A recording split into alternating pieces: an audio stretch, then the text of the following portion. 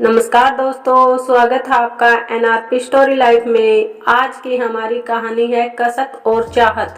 Train चलने को ही थी कि अचानक कोई जाना पहचाना सा चेहरा जनरल बोगी में आ गया। मैं अकेली सफर पर थी, सब अजनबी चेहरे थे। स्लीपर का टिकट नहीं मिला तो जनरल डिब्बे में ही बैठना पड़ा, मगर यहाँ ऐसे हालात में उस शख्स से मिलना जिंदगी के लिए एक संजीवनी के समान था। जिंदगी भी कमबख्त कभी कभी अजीब से मोड़ पर ले आती है, ऐसे हालातों से सामना करा देती है जिसकी कल्पना तो क्या कभी ख्याल भी नहीं कर सकते। वो आया और मेरे पास ही खाली जगह पर बैठ गया। ना मेरी तरफ देखा, ना पहचानने की कोशिश की। कुछ इंच की दूरी बनाकर चुपचाप पास आकर बैठ गया। बाहर सावन की रिमझिम लगी थी, इस कारण वो कुछ भीग गया था। मैंने कनखियों से नजर बचाकर उसे देखा। उम्र के इस मोड़ पर भी कमबख्त वैसा का वैसा ही था।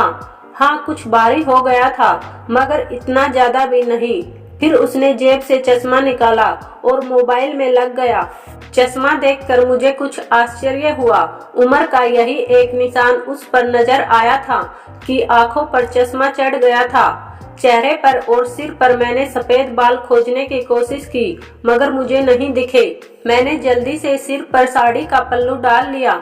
बालों को डाई किए काफी दिन हो गए थे मुझे। ज्यादा तो नहीं थे सफेद बाल मेरे सिर पे, मगर इतने जरूर थे कि गौर से देखो तो नजर आ जाए।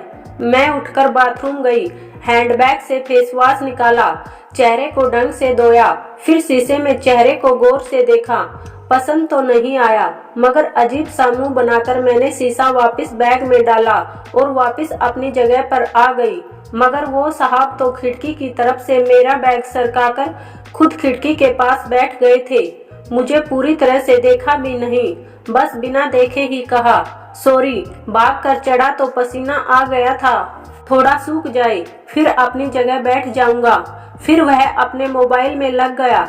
मेरी इच्छा जानने की कोशिश भी नहीं की। उसकी यही बात हमेशा मुझे बुरी लगती थी। फिर भी ना जाने उसमें ऐसा क्या था कि आज तक मैंने उसे नहीं बुलाया। एक वो था कि 10 सालों में ही भूल गया। मैंने सोचा शायद अभी तक गौर नहीं किया, पहचान लेगा। थोड़ी मोटी हो गई हूँ, शायद इसलिए नहीं पहचाना। मैं उदास हो गई। जिस शख्स को जीवन में कभी बुला ही नहीं पाई, उसको मेरा चेहरा ही याद नहीं। माना कि औरतों और लड़कियों को ताड़ने की उसकी आदत नहीं, मगर पहचाने भी नहीं। शादीशुदा है, मैं भी शादीशुदा हूँ, जानती थी। इसके साथ रहना मुश्किल है, मगर इसका मतलब यह तो नहीं कि अपने ख्यालों को, अपने सपनों को जीना छोड़ दूं। एक तमन्ना थी कि कुछ पल खुल के उसके साथ गुजारूं। माहौल दोस्ताना ही हो, मगर हो तो सही। आज वही शख्स पास बैठा था जिसे स्कूल टाइम से मैंने दिल में बसा रखा था। सोशल मीडिया पर उसके सारे अकाउंट चोरी छुपे देखा करती थी। उसकी हर कविता, हर शायरी में खुद को खोजा करती थी। वह तो आज पहचान भी नहीं रहा। माना कि हम लोगों में कभी प्यार की पींगे नहीं चली, ना कभी इजहार हुआ। हाँ, वो हमेशा मेरी केयर करता था और मैं उसकी केयर करती थी। कॉलेज छूटा तो मेरी शादी हो गई और वो फौज में चला गया। फिर उसकी शादी हुई। जब भी गाँव गई उसकी सारी खबर ले आती थी। बस ऐसे ही जिंदगी गुजर गई। आधे घंटे से ऊपर हो गया। वो आराम से खिड़की के पास बैठा मोबाइल में लगा था। देखना तो दूर, चेहरा भी ऊपर नहीं किया। मैं कभी मोबाइल में देखती, कभी उसकी तरफ। सोशल मीडिया पर उसके अकाउंट खोल कर देखे, तस्वीर मिलाई, वही था, पक्का वही, कोई शक नहीं था। वैसे भी हम महिलाएं पहचानने में कभी धोखा नहीं खा सकती। 20 साल बाद भी सिर्फ आंखों से पहचान ले। फिर और कुछ वक्त गुजरा, माहौल वैसा का वैसा था। मैं बस पहलू बदलती रही। फिर अचानक टीटी आ गया, सबसे टिकट पूछ रहा था। मैंने अपना टिकट दिखा दिया। उससे पूछा तो उसने कहा नहीं है। टीटी बोला फाइन लगेगा। वह बोला लगा दो। टीटी कहाँ का टिकट बनाऊं? उसने जल्दी से जवाब नहीं दिया, मेरी तरफ देखने लगा।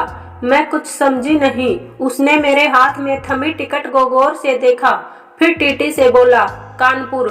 टीटी ने कानपुर की टिकट बना कर दी और पैसे लेकर चला गया। वह फिर से मोबाइल में बिजी हो गया। आखिर मुझसे रहा नहीं गया, मैंने पूछ ही लिया, कानपुर में कहाँ रहते हो? वह मोबाइल में नजरें गड़ाए हुए ही बोला, कहीं नहीं। वह चुप हो गया तो मैं फिर बोली, किसी काम से जा रहे हो? वह बोला, हाँ। मैं चुप हो गई। वह अजनबी की तरह बात कर रहा था और अजनबी से कैसे पूछ लूं किस काम से जा रहे हो। कुछ देर चुप रहने के बाद फिर मैंने पूछ ही लिया, वहाँ शायद आप नौकरी करते हो?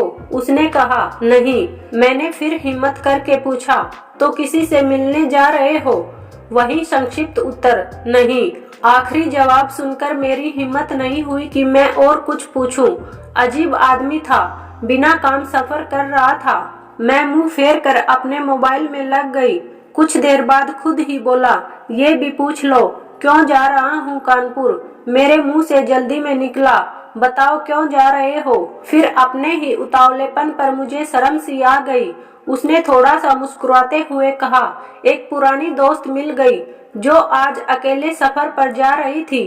फौजी आदमी हूँ, सुरक्षा करना मेरा कर्तव्य है। अकेले कैसे जाने देता, इसलिए उसे कानपुर तक छोड़ने जा रहा हूँ। इतना सुनकर मेरा दिल जोर से धड़का। नॉर्मल नहीं रह सकी मैं, मगर मन के भाव को दबाने का असफल प्रयत्न करते हुए मैंने हिम्मत करके फिर पूछा, कहाँ है वो दोस्त? कमबख्त फिर मुस्कुराता हुआ बोला, यही मेरे पास बैठी है ना। इतना सुनकर मेरे सब कुछ समझ में आ गया कि क्यों उसने टिकट नहीं लिया, क्योंकि उसे तो पता ही नहीं था मैं कहाँ जा रही हूँ। सिर्फ और सिर्फ मेरे लिए वह दिल्ली से कानपुर का सफर कर रहा था। जानकर इतनी खुशी मिली कि आंखों में आंसू आ गए। दिल के भीतर एक गोला सा बना और फट गया। परिणाम में आंखें तो भीगनी ही थी। बोला, रो क्यों रही हो? नहीं समझ सकते। मैं बस इतना ही कह पाई, तुम मर्द हो। वह बोला, क्योंकि थोड़ा बहुत लिख लेता हूँ, इसलिए एक कवि और लेखक भी हूँ, सब समझ सकता हूँ। मैंने खुद को संभालते हुए कहा, शुक्रिया मुझे पहचानने के लिए और मेरे लिए इतना टाइम निकालने के लिए। वह बोला, प्लेटफॉर्म पर अकेली घूम रही थी, कोई साथ नहीं दिखा तो आना पड़ा। कल ही रक्षाबंधन था, इसलिए बहुत भीड़ है। तुमको यूं अकेले सफर नहीं करना चाहिए। क्या करती, उनको छुट्टी नहीं मिल रही थी और भाई यहाँ दिल्ली में आकर बस गए। राखी बांधने तो आना ही था। मैंने मजबूरी बताई।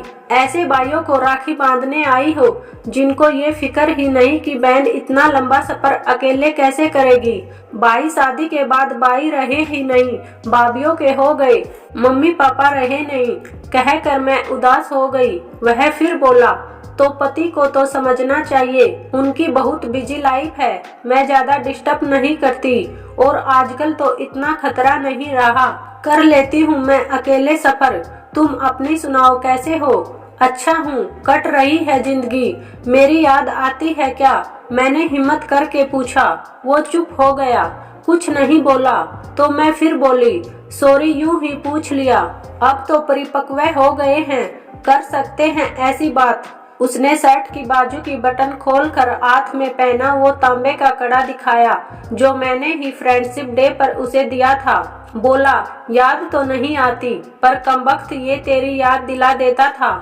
कड़ा देखकर दिल को बहुत सुकून मिला। मैं बोली, कभी संपर्क क्यों नहीं किया? वह बोला, डिस्टर्ब नहीं करना चाहता था। तुम्हारी अपनी जिंदगी है और मेरी अपनी जिंदगी है। मैंने डरते डरते पूछा, तुम्हें छू लूं? वह बोला, पाप नहीं लगेगा। मैं बोली, नहीं, छूने से नहीं लगता। और फिर मैं कानपुर तक उसका हाथ पकड़कर बैठी रही। बहुत सी बातें हुई। जिंदगी का एक ऐसा यादगार दिन था जिसे आखिरी सांस तक नहीं भुला पाऊंगी। वह मुझे सुरक्षित घर छोड़ कर गया, रुका नहीं, बाहर से ही चला गया। जम्मू थी उसकी ड्यूटी, चला गया। उसके बाद उससे कभी बात नहीं हुई क्योंकि हम दोनों ने एक दूसरे के फोन नंबर नहीं लिए। हालांकि हमारे बीच कभी भी नापाक कुछ भी नहीं हुआ। एक पवित्र सा रिश्ता था, मगर रिश्तों की गरिमा बनाए रखना जरूरी था।